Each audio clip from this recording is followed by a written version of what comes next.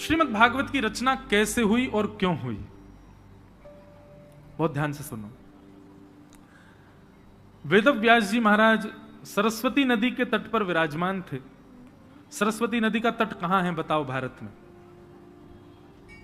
सरस्वती नदी केवल, वैसे तो कई कई जगह बताए जाते, पर मुख्य रूप से एक ही तट है उनका, बद्रीनाथ।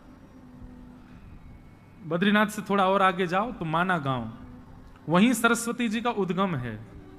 और थोड़ी दूर 1-1.5 किलोमीटर चलने के बाद सरस्वती जी लुप्त हो जाती है, फिर गंगा जी का दर्शन होता है, अलकनंदा जी। तो श्री सरस्वती जी के तट पर वेदव्यास जी विराजमान थे और बड़ी चिंता में बैठे थे। किस लिए? मेरी और आपकी चिंता में बैठे थे। भैया कलयुग के लोग बड़े विचलित होने वाले हैं।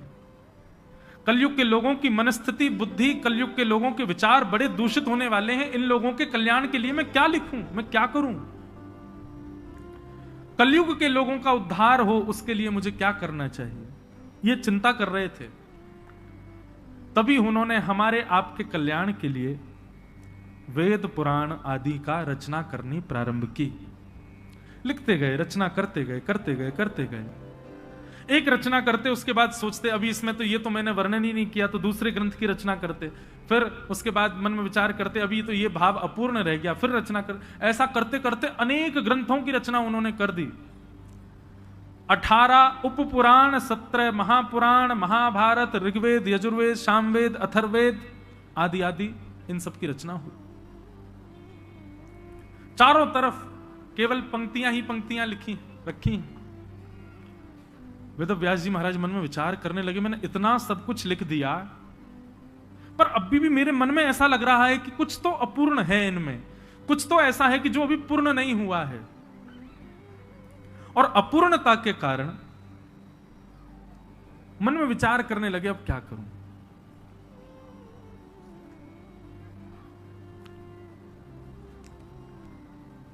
चिंतित बैठे थे, तभी वहां नारद जी का आगमन हुआ। और नारद जी ने आकर के व्यास जी से पूछा आप चिंतित क्यों हो? नारद जी से बोले देखो मैंने कितने ग्रंथ लिखे, पर मेरे मन को शांति नहीं मिल रही है। नारद जी महाराज बोले भगवान मैं बताऊं आपके हृदय को शांति क्यों नहीं है? बोले जी बताइए ना। तब नारद जी कहते हैं, बहुत ध्यान से सुनो, भागवत जी क्यों लिखी गई, कैसे लिखी गई? कि भवतानुदित प्रायम यशो भगवतो मलम ये नैवासौ न तुष्येत मन्ये तद्दर्शनम खिलम कि न यद्वचश्चित्रपदम हरेर्यशो जगत पवित्रम प्रगणित करहि चेत् तद्वायुषम तीर्थमुशन्ति मानसा न यत्र हंसा निर्मंतु शिक्षया। बहुत सावधानी से सुनो। नारद जी महाराज कहते हैं, बोले भगवान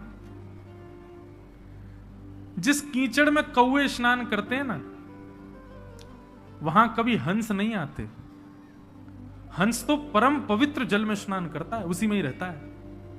और हंस का स्वभाव तो ऐसा हो रहा है कि जिस मान सरोवर में, आजकल हंस मान सरोवर में ही है, सौभाग्यवंत लोगों को दर्शन होता है। हंस का स्वरूप है, यदि जिस सरोवर में वो रहता है वहां एक तिनका भी डाल दिया जाए तो हंस तुरंत आएगा निकालने के लिए, वो अपवित्र स्थान पर रह ही नहीं सकता।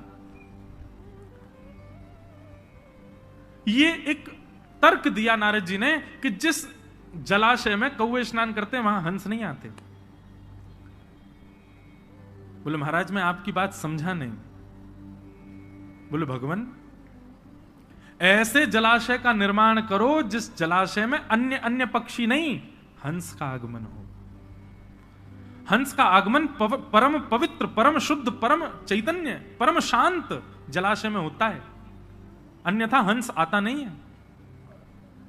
महाराज मैं आपको सांकेतिक रूप से यह बात कहना चाहता हूं, आपने जितनी भी रचना की है, जितने भी आपने पोथियां लिखी हैं, सब में ज्ञान है, सब में श्रेष्ठताएं हैं, सब में अद्भुतताएं हैं, पर घुमा फिरा करके देखा जाए तो 4 ही बातें हैं: धर्म, अर्थ, काम, मोक्ष, चतुर्विध पुरुषार्थ। और इन चतुर्विध पुरुषार्थों की प्राप्ति के लिए ही आपने सारे ग्रंथों के निर्माण किए हैं। लेकिन महाराज, जिनको इन चारों से कोई काम नहीं, जिनको उन चारों से कोई मतलब नहीं, जिसको धर्म से मतलब नहीं, जिसको अर्थ से मतलब नहीं, जिसके अंदर में कोई कामना नहीं, और अंतिम जिसको मोक्ष भी नहीं चाहिए, उसके लिए आपने क्या लिखा? इन चारों की इच्छा ना रखने वाले हंस प्रवृत्ति के जो साधक हैं, उनके लिए आपने क्या लिखा? कुछ भी नहीं।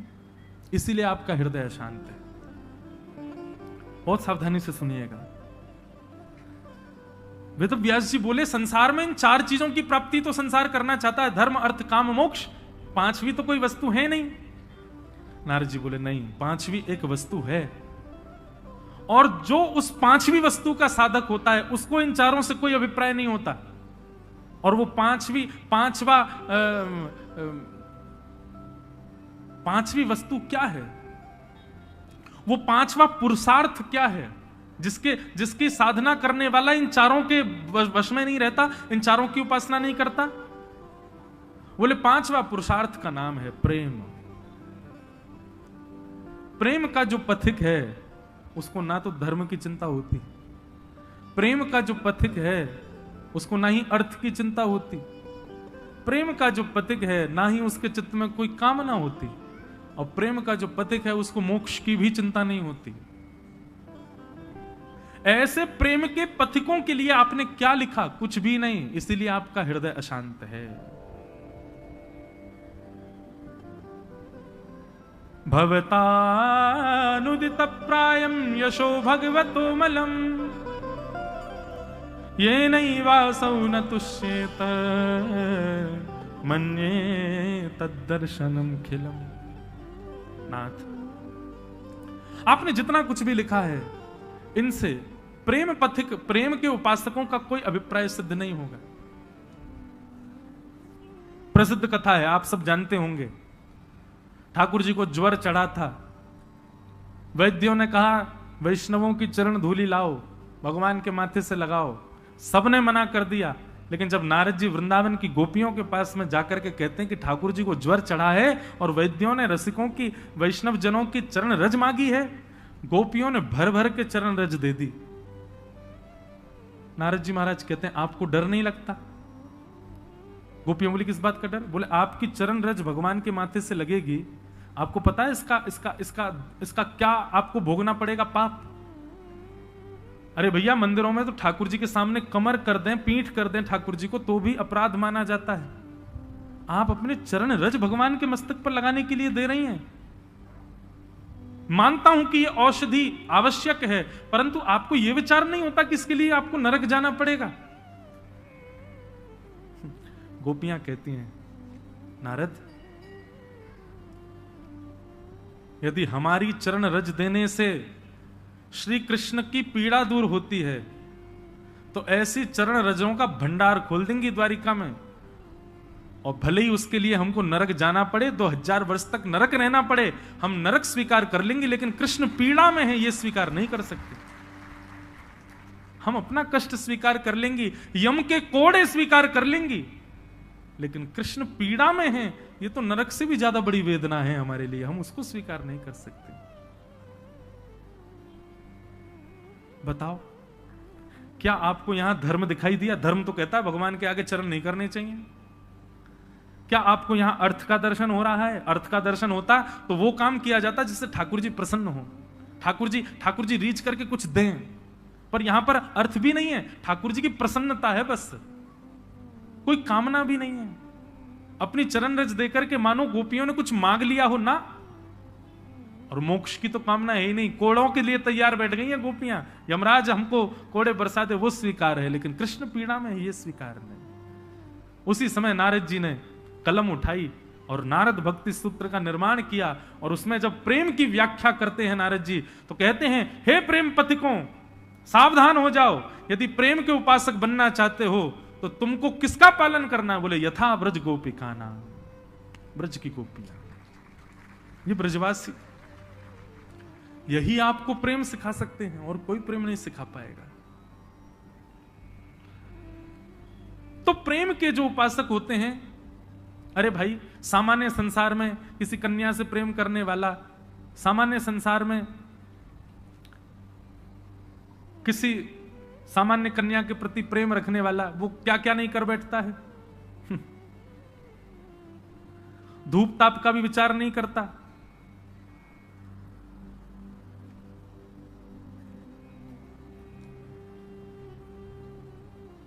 धूप ताप का भी विचार नहीं करता। अपनी प्रेयसी के लिए सारी हदें पार कर देता है। धूप में खड़ा हो जाएगा, बारिश में आ जाएगा, उस गली में ही बैठा रहेगा जहां उसकी प्रेयसी रहती हो। इतना तो वो भी करता है। माता पिता से लड़ लेगा, सब काम कर लेगा, लेकिन अपनी प्रेयसी को नहीं त्याग सकता। ये तो सामान्य प्रेमी का लक्षण होता है कि वह भी सारी चीजों से ऊपर उठ जाता है। संसारिक दूषित प्रेम करने वाला भी ऐसा हो जाता है, तो श्याम सुंदर से प्रेम करने वाले वो धर्म अर्थ काम मोक्ष के कैसे उपासक हो सकते हैं?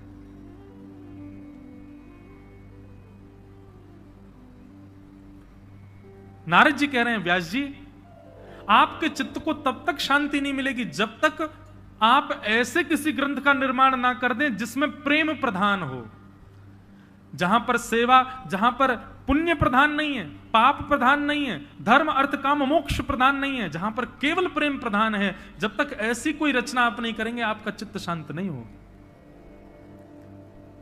भागवत के श्रोताएं सब लोग सावधानी से सुनो, यहां पुण्य नहीं सिखाया जाता कि पुण्य कैसे करना है।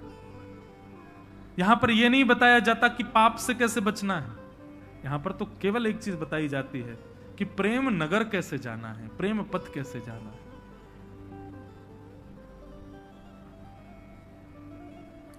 भागवत केवल वही सिखाता है। नारद जी महाराज बोले, भगवान अब आप प्रेम की परिभाषा, तो वेद व्यास जी बोले उसके लिए मुझे क्या करना पड़ेगा? बोले आपने अब तक ठाकुर जी के ऐश्वर्य का वर्णन किया है, अब तक आपने ठाकुर जी के यश का वर्णन किया है, अब ठाकुर जी के प्रेम का वर्णन करो। बोले ठाकुर जी का प्रेम कैसा? बोले ठाकुर जी का यश तो आपने बता दिया, कैसा है?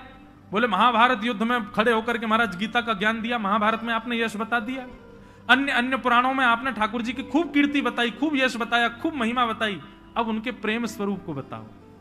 यश सुनकर के, कीर्ति सुनकर के व्यक्ति की श्रद्धा होगी भगवान में, लेकिन अब ऐसा कुछ लिखो जिसको सुनने के बाद व्यक्ति भगवान से प्रेम करे, ठाकुर जी से प्रेम करे। जिस प्रेम का अधिकार वो अपने प्रियजनों को देता है, वो प्रेम का अधिकार वो ठाकुर जी को प्रदान करे, ऐसा कुछ लिखो। और वो कब होगा? जब आप ठाकुर जी के यश को प्रधान ना देकर के ठाकुर जी के गुण को प्रधानता दो। रसखान कहते हैं, ताही अहीर की छोहरिया छछिया भरी छाछ पे नाच नचायो। ये ठाकुर जी का यश नहीं है, ये ठाकुर जी का गुण है। कैसा गुण? बोले तीनों लोगों को अपनी भ्रगुटी पर नचाने वाला श्री कृष्ण। वृंदावन में उनकी क्या स्थिति है? जब यशोदा मैया गंगा यमुना जल भरवे जावे, सो लाला को अपनी, अच्छा हमारे ब्रज में लाज मर्याद बड़ी पालन करती हैं माताएं, इतना इतना घूंघट करके रहेंगी। यशोदा मैया की आयु भली 80 वर्ष की है, परंतु अभी भी यमुना जल भरने जाती हैं, घूंघट करके जाती हैं। क्यों? अरे भाई इतने सारे लोग हैं बाहर, कौन कौन पुरुष बैठे होंगे, सबके सामने थोड़ी भाव से जाती हैं। अब मैया जाती यमुना जल भरवे, लाला रोवे, मुंह ले चल मैया, मैं चलूंगो, मैं ना रह रो, धरती पर लेट जाएं। तो यशोदा मैया के अच्छा कर, एक काम कर लाला, मैं तो मटकी पकड़ूंगी तो तेरा ध्यान कैसे धरूंगी, तो एक काम कर तू मेरी साड़ी को एक छोड़ पकड़ ले, तो या को पीछे पकड़ के चले कर। आगे आगे यशोदा मैया अपनी मटकी संभालती भाई जा रही है, और पीछे नंदन नन्हे से 3.5 वर्ष के हैं, पीछे मैया की वो पल्लू पकड़ करके पीछे पीछे चल रहे हैं। और जैसे ही श्याम सुंदर निकलते हैं, गोपियों में अफरा तफरी मच जाती है, और सब गोपियां तैयार हो जाती हैं, कोई खिड़की पर, कोई अटारी पर, कोई छत पर, कोई बहाने से बस उस मार्ग पर जा रही है जहां से यशोदा जी आ रही है। क्यों? लाला को देख लेंगे। एक बहुत सुंदर पद है, चलो सखी निरखिए नंद कुमार। सब सखियां आपस में योजना बनाती हैं, बोले आज कन्हैया को कैसे देखना है, बहाने ढूंढती हैं। ठाकुर जी जब निकलते हैं उन गोपियों के भवन के आगे से, तो सब गोपियां कोई ना कोई गुप्त प्रलोभन ठाकुर जी को देती हैं कि ठाकुर जी उनकी तरफ देख लें। नन्हे से ठाकुर जी एक हाथ से तो मैया की चुनरी पकड़ रखी है, दूसरे हाथ से अपने अंगूठा को चूसते हुए जा रहे हैं, और यहां गोपियां ठाकुर जी को लोभ प्रलोभन दे रही हैं। कोई गोपी किसी भाव का प्रलोभन, कोई गोपी मोर पिच्च का प्रलोभन, कोई काली कमली का प्रलोभन, कोई नृत्य का प्रलोभन, कोई किसी वस्तु सामग्री का प्रलोभन दे रही है। परंतु एक गोपी क्या करती है, धौरी गैया का दूध काट करके बढ़िया उसको जमा करके वहां को सुंदर मक्खन निकारो है, वह मक्खन को अपने हाथ में लेके स्वयं बाहर नहीं आती है, खिड़की से केवल हाथ बाहर कर ले अपनों। अब यशोदा मैया तो निकली, लेकिन ठाकुर जी की दृष्टि पड़ गई वही मक्खन पे। अब लाल जी वह मक्खन को देखें, रुक जाएं, लेकिन मैया को पल्लू खींचे तो चलन लगे। गोपी मक्खन दिखा के इशारों कर रही है, इतको आ जा। ठाकुर जी मैया की साड़ी छोड़ दें और वह गोपी के भवन में प्रवेश कर जाएं। जैसे ही प्रवेश करते हैं महाराज, सारी गोपियां भागती हैं अपने अपने घरों, सब उसी के घर में प्रवेश कर जाती हैं, भीतर से चटकनी लगा करके, और ठाकुर जी बैठा लिए बीच में, चारों तरफ बैठ गई सबरी गोपी और सब ने रख रही हैं श्याम सुंदर को। तब ठाकुर जी कहते, तुम मुंह को ऐसे काय को टुकुर टुकुर देख रही हो, मैं तो मक्खन खावे आया हूं, मक्खन खवाओ, मेरी मैया चली गई, मैं शिकायत कर दूंगा। तब गोपियां कहती हैं, अच्छा लाला मक्खन खाएगो? बोले हाँ। ऐसे ना मिलेगो, कछु मोल देनो पड़ेगो तो को। ठाकुर जी बोले, अभी कमाई मैं करूं ना हूं, जब कमाई आ जाएगी तब दूंगो। बोले ना लाला तू दूसरा मोल दे दे। बोले कहां मोल दूं बता। बोले काम करने के नाच के दिखाई दे हमें, नहीं नृत्य करके दिखा। नन्हे से ठाकुर जी के नेत्रों में आंसू आ रहे हैं, यशोदा मैया को याद कर रहे हैं, लेकिन गोपियों ने पकड़ रखा। बोले पहले नाच हमारे आगे। देवता आकाश से दंडवत करते हैं गोपियों को, बोले ये त्रिलोकी नाथ है जिसकी भ्रगुटी पर तीनों लोक नृत्य करता है, वो इन गोपियों के सामान्य से मक्खन पर ठुमुक ठुमुक करके नाच रहे हैं। तब रसखान लिखते हैं, ताही अहीर की छोहरिया, छचिया भरी छाछ पे नाच नचायो। उस परब्रह्म को जिसके आगे महादेव भी हाथ जोड़ के खड़े रहते हैं, जिसके आगे साक्षात ब्रह्मा भी हाथ जोड़ करके खड़े रहते हैं, जिसके आगे तीनों लोग थरथर कांपते हैं, वो ब्रजवासी इन अहीरों की छोरियों के आगे ऐसे नृत्य करते हैं जैसे अगर नाचे नहीं तो तीनों लोग चुरा ले जाएंगी गोपी इनसे। बताओ, इस लीला में ठाकुर जी का यश प्रकट होता है कि ठाकुर जी का प्रेम प्रकट होता है? ठाकुर जी का प्रेम प्रकट होता है। धर्म तो कहता है भगवान को सिंहासन पर बिठाओ, धर्म तो कहता है ऐसा कुछ मत करो जिससे भगवान को तकलीफ हो, लेकिन प्रेम कहता है वो सब जायज है। यहां सब कर सकते हैं। ठाकुर जी को उखल से भी बांध सकते हैं, ठाकुर जी को नचा भी सकते हैं। ठाकुर, अरे कहां तक कहें महाराज, ए ब्रजवासी की ऐसे ऐसे मधुमंगल श्रीदामा ठाकुर जी कोई घोड़ा बना के उन पर चढ़ जाएं, और ठाकुर जी की जो दो बहनी मैया दो चुटिया बनाते, वही चुटिया को भी पकड़ लें। बोले चल लाला, इसको जहां को चोटी खींचे वहीं को चलियो, और ठाकुर जी चलते हैं। देवता आकाश में खड़े खड़े चिंता करते, बोले कि अरे भैया तुम भगवान के केश खींच रहे हो, तुमको पता है उनका एक रोआ भी टूट गया तो एक ब्रह्मांड नष्ट हो जाएगा वहां का। लेकिन ब्रजवासियों का ये प्रेम है बंधुओं, ये ऐश्वर्य नहीं है ठाकुर जी का। नारद जी ने कहा आपके चित्त को तब तक शांति नहीं मिलेगी जब तक आप ठाकुर जी के प्रेम का बखान नहीं करोगे, प्रेम को प्रकट नहीं करोगे। और उस प्रेम को प्रकट करने के लिए भगवान के प्रेम स्वरूप का स्मरण करो। समाधिनानुस्मर तद्विचेष्टितम, आप समाधि लगाओ और समाधि लगा करके भगवान के उत्तम श्लोक, उनके उत्तम लीलाओं का चिंतन करो, और चिंतन करके उन लीलाओं का सुंदर भाव वर्णन करो। तब श्री वेदव्यास जी महाराज ने नेत्र बंद करके चिंतन किया, और वर्षों तक चिंतन करते करते करते करते जो भाव चित्त में प्रकट हो रहे थे, जो भाव मन में प्रकट हो रहे थे, उन्हीं भावों को जब प्रकट करके अवतरित किया गया, उतारा गया, तभी पुराण संहिता, पुराण सम्राट श्रीमद् भागवत की रचना हो गई। बोलो भागवत महापुराण की जय। अब समझ आई भागवत जी की रचना कैसे हुई। भागवत जी का मूल आधार क्या है? तप नहीं, जप नहीं, योग नहीं, साधना नहीं, नियम नहीं, धर्म नहीं, अर्थ नहीं, काम नहीं, मोक्ष नहीं। भागवत जी तो केवल एक आधार को लेके, प्रेम। इनसे प्रेम की ही कामना करो, ये प्रेम से भर देंगी आपको, ये प्रेम ही प्रदान करती हैं। और जब प्रेम से ओतप्रोत हो, मैं एक बात कहता हूं कथा में, हम सब कौन है? हम सब गुल्ला हैं। कौन है? गुल्ला। और श्रीमद् भागवत जी कथा क्या बोले? ये रस है। इसको जितना भरोगे, जितना भर लोगे, जितना भर लो, सो क्या बन जाओगे। और जैसे ही रसगुल्ला बन जाओगे, सोई ठाकुर जी आपको भोग लगावे आ जाएंगे, आपके समीप आ जाएंगे। ठाकुर जी समीप कब आते हैं? जब रस युक्त होते हो। भाई गुल्ला जब युक्त हो, जब गुल्ला तब गुल्ला, जब गुल्ला तब गुल्ला। और कौन सा? यज्ञ गुल्ला। ठाकुर जी को रस नहीं आएगा। अरे वाह, गुल्ला खा के कौन? एक व्यक्ति हैं, उनको डायबिटीज, वो क्या करते हैं? रसगुल्ला को पहले 5 बार पानी में धोते हैं। रसगुल्ला को 5 बार पानी में धोते हैं। पानी में धोने के बाद फिर निचोड़ देते हैं। निचोड़ने के बाद में फिर उसको पाते हैं। काय बात को पाई क्यों रहे भाई? क्यों अत्याचार? बेचारे रसगुल्ला पर क्यों अन्याय कर रहे हो? रसगुल्ला तो रस युक्त हो तब पाया जाता है। तो हम सब गुल्ला हैं, और ये भागवत की कथा रस की चाशनी है। आप जब जब इधर उधर देखते हो ना, समझ लेना उसी समय रस आया था और आप उससे वंचित रह गए। आप अकेले गुल्ला ही रह गए। इसलिए बार बार कहता हूं, ध्यान से सुनो, ध्यान से सुनो, ध्यान से सुनो। क्यों? बोले चाशनी की कढ़ाई एक ही है, गुल्ला इतने सारे हैं। तो भैया सबरे रसयुक्त होंगे जरूरी नहीं है।